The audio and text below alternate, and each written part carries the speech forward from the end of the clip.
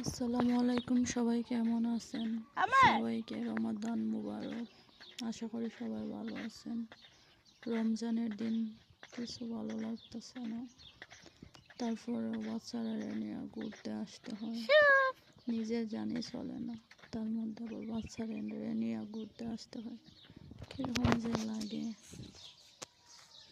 আমরা দেশে যারা আত্মীয় স্বজন আছে তারা ভাবে আমরা খাই আর ঘুমাই আর লাক্সারি একটা লাইফ লিড করি, আর মাস শেষে মোটা অঙ্কের অনেকগুলো টাকা আমরা এমনিতেই দিয়ে দেয়। কোনো কাজ কাম করতে হয় না, কিচ্ছু করতে হয় না। কী আর করবো, নিজের প্রতি মাঝে মাঝে রাগ হয় যে কেন আসলাম, কিসের জন্য আসলাম, এত কষ্ট করতে হয়। এর চেয়ে তো ভালো ছিলাম দেশে।